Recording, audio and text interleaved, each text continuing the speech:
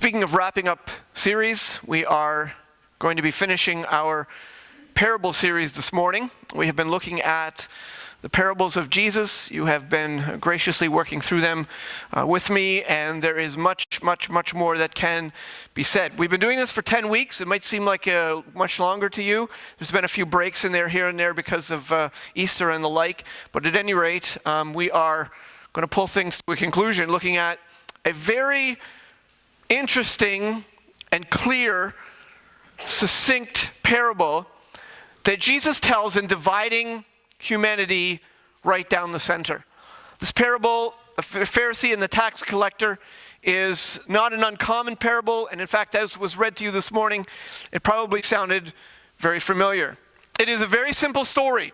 It is really just a contrast, as Jesus does very, very clearly and very quickly and in a genius way that only he can, grab some characters together and puts and weaves together a story that are completely opposites and yet entirely the same. We have two men, two backgrounds, with two attitudes, who offer two prayers and get two results. There is nothing about this that doesn't speak to us about who we are and about what it really takes to know God. It is a fascinating, clear parable. Luke 18 verse 9. He also told this parable to some who trusted in themselves that they were righteous and treated others with contempt. Oftentimes when a parable is laid out in Scripture, there's a bit of a preamble, if that's the way to say it. There's a bit of a running understanding of why he comes to this particular story. This is all we get.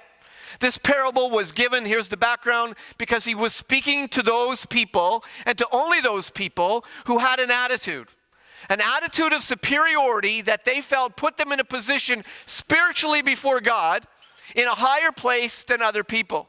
So Jesus throws out this little tale, very simple as it is, and lays out these two characters to distinguish, hopefully we can lay our hearts against them and distinguish which category we're in and see truly who it is that is right before God. Some people trusted in themselves that they were righteous. So he tells the story. Two men went up into the temple to pray.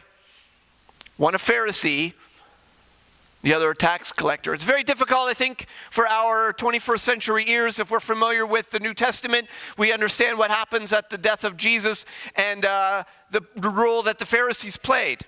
Sometimes it's difficult for us to see the Pharisees as a good guy. But that is the intent in this story.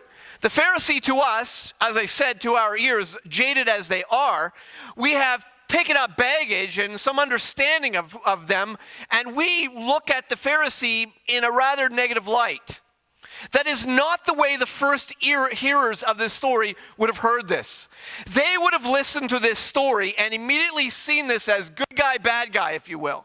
And they would have said, Pharisee, tax collector. That's just their culture. It's difficult, as I've said, for us to remove that from our thinking, but it helps if you understand that that's really the premise that Jesus is laying out before the hearers. That the Pharisee is somebody who they would have respected, and rightly so.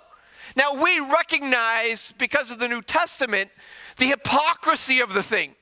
But we're not talking about that to the in-depths of what they were like on the inside. Jesus is referencing them in the culture, the way that they appeared, the way that they were perceived, as they were understood, the way that they were received. They were appreciated. These men were regarded and respected as spiritual leaders. Now, there may have been one or two that you didn't like. You know, Pharisee Bob is a little grumpy or whatever, and he's not your favorite guy. But overall, there was a general respect in the culture for those people who chose to put themselves in this religious position. It might be, and this is probably a bad analogy, but if you were to say, you know, the mayor of a town, you may not appreciate that particular mayor or a particular person who's a mayor, but the overall office, there's some measure of respect, or at least we'd like to think there's respect within our community. There is just a general sense that this person is a person who is in a leadership role, who deserves some measure of common sense respect. That's the Pharisee. That's the position that he's in. This is a man who has given his life to the service of God. That's kind of just a very broad brush principle of who he is. He chose this role. He's not born into it, from what I understand, and he has come to dedicate his life to God.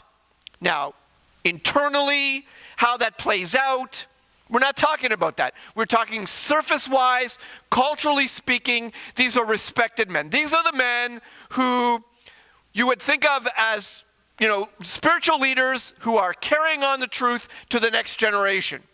And this man has dedicated himself to service of God to such a degree that all of the Pharisees, outwardly at any rate, and this is where the problem comes, outwardly they meticulously, carefully keep to the law of God. Now on the surface, what's wrong with a man like that? He's not, you would think, beating his wife, keeping the law. That means he's respecting his children. He's raising them in a godly fear. He's a respectable man in society. On the surface, this is, quote unquote, a good guy. This is not a drug dealer. He's not a wife beater. This is somebody who is, in the culture, as I've said, respectable. Then Jesus throws in this other character, the tax collector. Now, we all should boo and hiss, because whoever likes a tax collector at any point in any culture, but the tax collectors of the first century, if you're familiar with the New Testament at all, you already know this, are much despised. These men are not respected, and this is where the contrasts come. On the one hand, Jesus borrows from the culture a man who was in a leadership position who is respected, and he now borrows the opposite side of a man who is sort of in a leadership position, but he's on the bottom rung of all of society. He is despised as a traitor. Rome has come in and made Israel subservient. Rome, being a superpower, has come in and made Israel bend the knee to their leadership. They want to be autonomous as a leader, as a nation, but now they can't be during this era.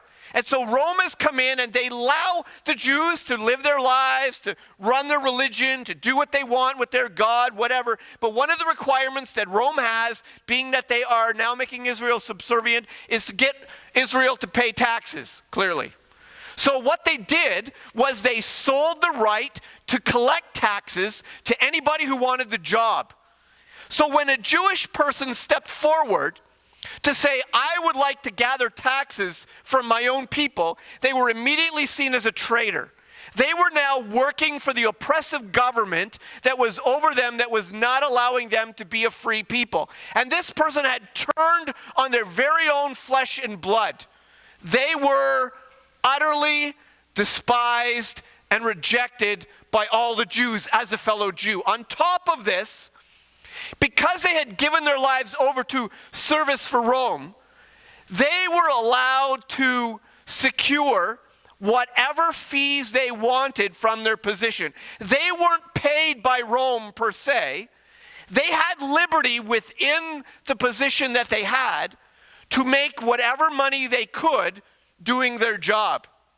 And this made, with the twisted hearts and minds of men, who are already feeling the disdain and being despised by people, they could, on a whim, decide suddenly for a new taxation rule for your house only. And they could come to your door, I'm exaggerating it clearly, but they could come to your door and they could decide, because you had treated me rudely, you didn't pay your tax for having your third child. Whatever crazy thing they made up, it was within the bounds of the law, under the jurisdiction that they worked in, to make money at what they did. So they lied, they cheated, and they ultimately stole and made themselves rich as Jews to the Jews, and they were the lowest of the low in society. Now some of them, like Zacchaeus, you would think would have reached a place of realizing how despicable he was. Perhaps that is one of the reasons that he was so anxious to see Jesus. But at any rate, the opposites couldn't be more opposite. You have a man who is respected and you have a man who is despised. You have a man who's given himself to service to God. You have a man who's given himself to serve Rome. You have a man who is meticulously upholding the righteous law of God. You have a man who despises the rules, makes them all his own rules up, and does whatever he wants, and injustice is a normal, acceptable way of life. They couldn't be more opposites. And so as they're beginning to hear this story and beginning to hear what Jesus is saying, these two men coming into the temple, the fresh ears of the listeners would have immediately just seen this as good guy, bad guy. They would have seen respected, despised. Both of them coming in to the place of God. Well, this is what you would expect to find, where you would expect to find a Pharisee, but never a tax collector. This would have been a shocking story. And as the story unfolds, it becomes even more shocking. The Pharisee standing by himself. Jesus points out where each of them are standing. He makes sure you understand the Pharisee is not speaking to a crowd. He is not saying these things for the glory of men at any stretch. He is speaking only to God. And he is speaking of himself to God alone. God, I thank you that I am not like other men. Don't you hate people that brag? Do you have people in your family that brag? Do you ever play tennis with the guy who brags? Oh, yeah. Well, I love my, this and that because I can beat you and blah, blah, blah. You just want to punch him in the throat. Don't you hate when you meet the guy who brags? Is that not what this man is doing? Is that what this was all about? Do you know what? It's not. He's actually, on the surface, stating facts. These are probably true. I thank you that I'm not like other men. Now that is arrogance. Extortioners, unjust, adulterers, these things are true. He's a Pharisee. On the surface, these are not the things he is engaging in. If he has a business, if he's a true Pharisee, he is meticulously keeping to the strict letter of the law. If he finds a dime on the sidewalk, this man makes sure he tithes 1/10 of that dime. It's how he lived. I am not even like this tax collector. Now that was harsh. Then we begin to see his attitude and his heart. We begin to see that this man really does hold himself in a higher position because of who he is. That he has reached somehow in his own thinking, this position of believing in himself just because of what he has accomplished and the way he looks and the way society has respected him. I fast twice a week. The law requires that you fast once a year on the Day of Atonement. This man fasts twice every week. Can you not see him just dusting off his eyebrows as he says so? And I tithe all that I get. Now we're beginning to realize who this man really is. He is self-justifying all of his inward arrogance by his outward attitude. I don't know if you've thought about this, but self-justification is really a gift that we all are gifted with. We have an inner lawyer that is able to argue our case at the drop of a hat. And we have the ability to do and act exactly as this Pharisee is acting. And this is Jesus' point.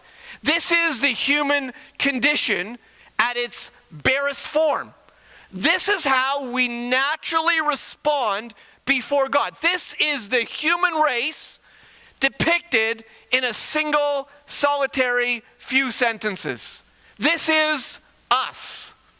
Outside of Christ, this is us.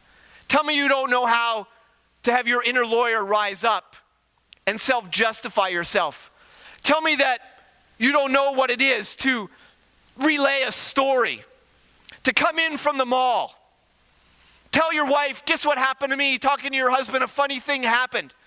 And you relay this little event, and you come out of that story more funny, more heroic, more wonderful, because This happened to you. And guess what happened at the end? Wait till you hear what I did.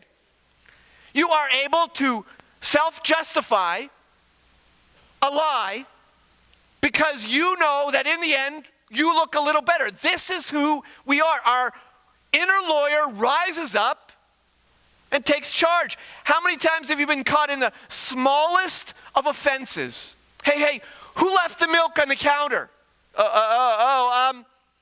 I left it out. I thought you might want some tea later on. Yeah, right. Nice one. Your inner lawyer has the ability to come up, rise up and here's how you can self-justify that one. We have the ability to come up with the lamest excuses on the drop of a hat, and we're good at this. We're experts at this. We can self-justify just about anything we do. And here's my point. If we do this on the smallest level, if we have the ability to do this on the lowest of things, think how much we do when it comes to the big things. Do you ever tell a lie? Well, no, I don't tell. And we are able to explain the big things away. Well, I've never killed anybody. Well, I've never done this. Well, I'm not as bad as that. And suddenly we are able to self-justify on the grand scheme. We explain why our bad behavior was acceptable. Our inner lawyer shows up and self-justifies why it was okay to yell at the kids. Don't you know that they need to know I'm in charge? Don't you know that my wife needs to know her place in this family? Don't you know that it's okay for me to do that and thus and so? And don't you know that if I hadn't have yelled at them, they might have killed us? Don't you realize that I'm a hero? Don't you see that? We can self-justify every ignorant response that we have, every reason that it's okay to be rude, every reason that it's okay to take the pen from the bank because they have a million pens anyways. Whatever you decide you need to self-justify, you have the ability to cause yourself to believe you have done no wrong. Doesn't the government get enough from us anyways? So we bend a few rules and we fudge on our taxes. What does that matter to them? They've got enough coming. So I download a few songs that I didn't pay for. Aren't these people making enough money anyways? Aren't they rich enough on the backs of all of us? I don't need to pay them. You can self-justify anything you want because your inner lawyer is an expert at pleading your case. Then when you fail at your tennis game, it was because the sun was in your eyes. It's always external reasons. You lost your Scrabble game, it's because you had the Q, the W, the X, and the Z. What are you supposed to do with that? When you win, you're a genius. Look what I did with such lame letters. Look how I spelt the word blah, blah, blah. And you got to point out, triple score. By the way, I hate Scrabble. Is there a triple score in Scrabble? But when you fail, it was the teacher's fault. If they didn't know, if they could teach properly, if it wasn't hated in that school, if it wasn't for the bully and the blah, blah, blah, blah, blah, it's external reasons. I was born in this situation. I was raised in a bad home and blah, blah, blah, blah, blah, blah. And you've got all your self-justification for your bad attitude. And it's just who we are. We talk down about other people. We feel somehow we've reached some place of superiority, that it's okay to talk about them or behind their back or they were rude to me and don't you know. And so before long we're criticizing them, displaying our superiority. We can walk into a church and we could say, God, thank you that I do not commit adultery, that I do not steal from my neighbor, that I am so good and I'm not like that guy. It is so easy to get an attitude like that because your inner lawyer is more than happy to tell you that you're wonderful. And you're more than willing to listen. And in fact, your inner lawyer is so good that some of you right now are listening to this and saying, thank God that is not me. You're listening to this with your elbows. You're like, hey, honey, he's talking about you. You remember yesterday when you were ha, ha, ha? You are in denial that you even behave this way because your inner lawyer rises up to defend yourself. No. Can I just say politely, this is the reason that people go to hell. Strong words. But they go there self-justifying themselves all the way to the end. And then when they get there, we looked at this a couple of weeks ago. Lazarus is in Abraham's bosom. The rich man who did not care for Lazarus looks up and calls for a drop of water. He's told he can't come. There's a chasm between them. And then this man self-justifies in the torment of hell. He says, no, Father Abraham, if someone would go from the dead, they will repent. No. Let me try to help you with your theology, Father Abraham. You don't understand things here. I wouldn't have come here if someone had told me. You deserve to tell them the reason I'm here is actually your fault. That's what he's saying. He is self-justifying even in hell. Hell is not remedial. People do not wake up and say, boy, have I learned a lesson today. No. They arrive with the same arrogant disposition of digging their heels in and holding their earth, holding their position, and declaring God is still unjust. This is not fair. This is not right. That's what happens. This is the human condition. Jesus weaves a story and grabs somebody who is respected in the culture to just throw it out there and say, we are divided into two parts. The human race in its entirety. You are either one who continually goes about self-justifying yourselves. It doesn't matter what God you believe in. It doesn't matter what your religion is. It doesn't matter if you don't believe in God at all. You are a self-justifying person, and you believe in yourself that at the end of it all, what you haven't done will earn you the right to be accepted by God. This is the fallacy of this man. He believed that the things that made him respectable to men automatically meant it made him respectable to God. I give to the poor. I cut my neighbor's lawn when they need help. I've raked their leaves. I've adopted children. I've given to this fund. I've rescued puppies. I'm a good person. And you think that the things that justify you and make you respectable in the eyes of men, you use your inner lawyer to convince you that therefore you must be justified in the eyes of an almighty holy God. That is the fallacy of your lawyer. I just got a little piece of advice for anybody living in that position. Fire your lawyer. Because your lawyer will take you to hell. Because you will never reach a place of recognizing that there is a need beyond you. And so Jesus comes out with the second part of the story. And he borrows this dastardly, hated, wicked, lying, conniving, scheming thief of a man. And everybody knows it. It is his lifestyle. It is his way. It is legitimized in the culture for him to live like a heathen. And he walks into the temple. And goodness sakes, he's standing far off. We're told where both of them are standing. He can't even hardly get into the temple. He can't even barely come through the door. He would not even lift his eyes up to heaven. This is a position that a Jewish person would take, naturally speaking, when they're praying. I know it seems strange to us, perhaps, our position of praying, we would think a respectful position, generally speaking, unless you're driving the car or hanging upside down from your seatbelt after that logging accident. But whatever the case, we generally close our eyes. We generally bow our heads. We often fold our hands. You know, there's a verse in there somewhere of the exact angle that your hands need to be at in your head bowed to get your prayer answered. That's nonsense. We got these cultural things for praying. It's all good.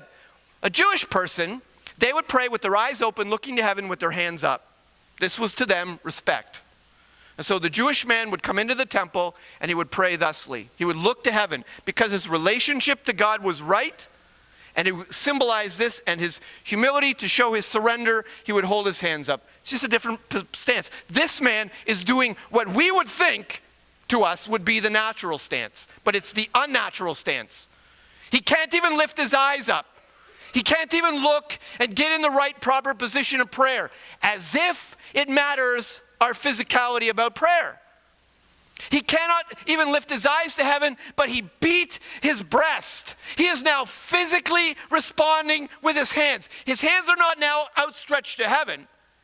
His heart is so distraught over who he is. Now, we don't know the backstory. We don't know what brought him to this conviction. We don't know what has enlightened him to his understanding, but we do know this is a genuine response to God. He beat his breast saying, God, be merciful. That word merciful is a unique word. I won't go into the details of it. I considered it, but I thought your eyes would get too glassy. That word itself is a call on God to bring me a sacrifice of forgiveness. It's a call on God. If God doesn't do something here, I have no hope. That's the idea here. If you don't respond, then I'm dead. God, be merciful, and this is how we know this is not an outward thing.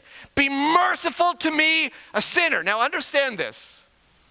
You might think, because we understand a little bit of what it means to be a tax collector, that he was just, playing the part of being the humble guy, because he was on the lowest rung of society anyways.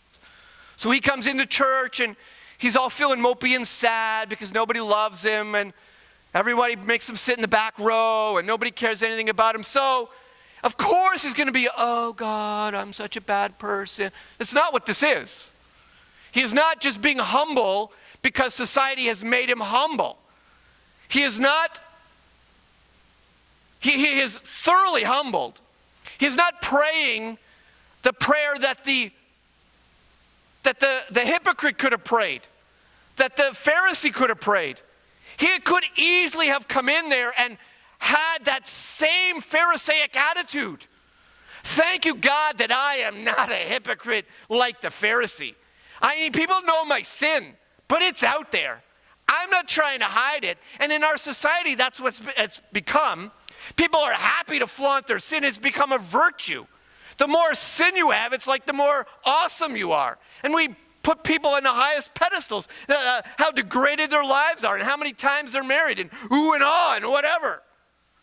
He could have come in with that attitude. We know that his attitude was exactly what it needed to be. And understand this, I'm just trying to lay this out because there is such a thing as false humility. There is such a thing as you telling yourself that you are the lowest and you're awful and oh, you're just so despised. But in truth, in your heart of hearts, you don't believe that. It's your inner lawyer trying to convince you to convince others, to convince yourself. I don't know. Humility is not telling people you are worse than they are. It's a response from one who has seen God. And so the story ends. And this would have been an absolute punch in the face to these people who are listening to this.